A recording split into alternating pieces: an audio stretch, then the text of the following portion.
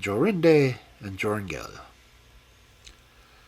There was once upon a time a castle in the middle of a thick wood where lived an old woman, quite alone, for she was an enchantress.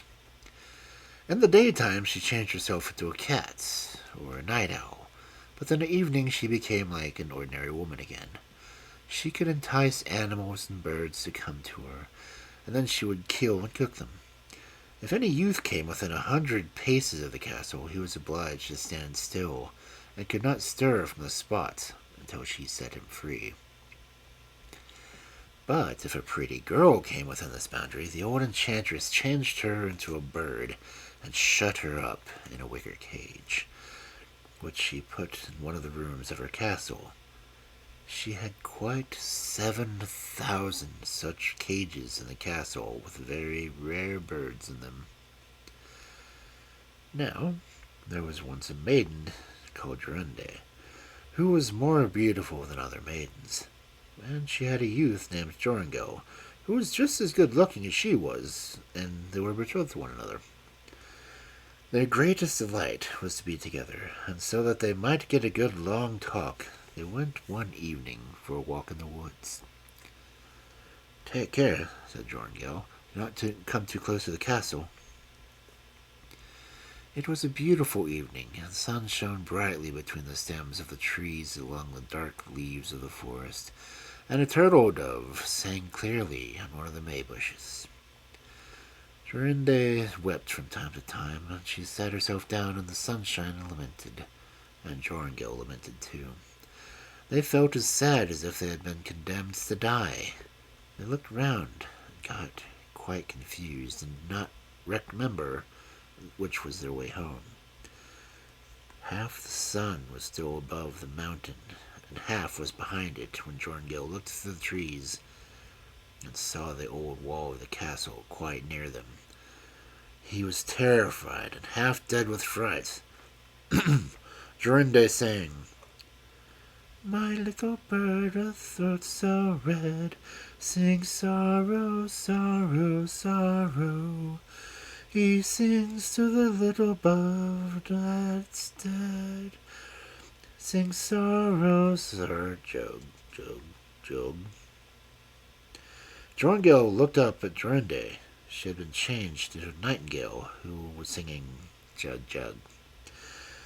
A night owl with glowing eyes flew 3 times around her and screeched 3 times, "Twit, twit, twoo." Joringel could not stir. He stood there like a stone. He could not weep or speak or move hand or foot. Now the sun set. The owl flew into a bush, and immediately the bent old woman came out of it. She was yellow-skinned and thin, and had large red eyes and a hooked nose which met her chin. She muttered to herself, caught the nightingale, and carried her away in her hand. Joringel could say nothing. He could not move from the spot, and the nightingale was gone. At last the woman came back again and said in a gruff voice, "Good evening, Zachiel. When the young moon shines in the basket, you're free, Zachiel." And Joringel was free. He fell on his knees before the old woman and implored her to give him back his Jorinde. But she said she would never have her again, and then went away. He called after her. He wept, he lamented, but all in vain.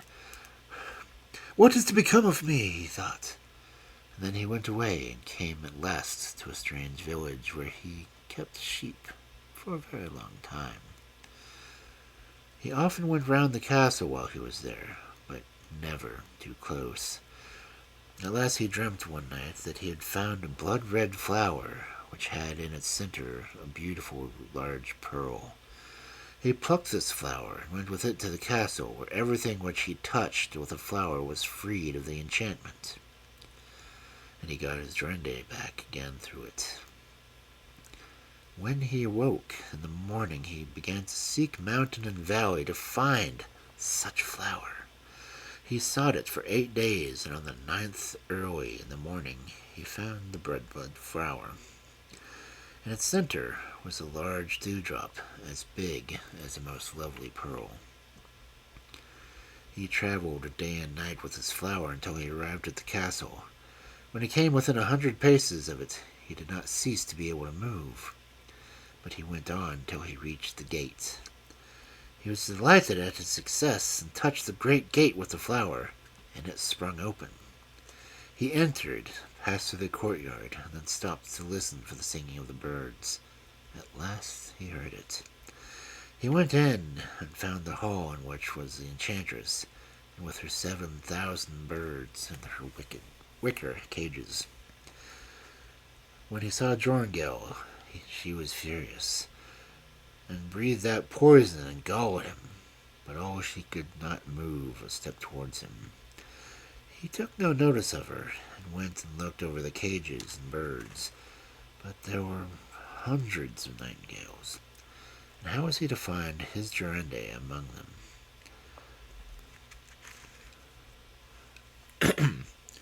Whilst he was considering, he observed the old witch take a cage secretly and go with it towards the door.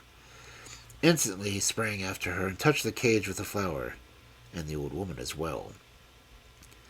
Now she could no longer work enchantments, and there stood Jorinde before him, with her arms around his neck, and more beautiful than ever. Then he turned all the other birds again into maidens, and went home with Jorinde, and they lived a long and happy life.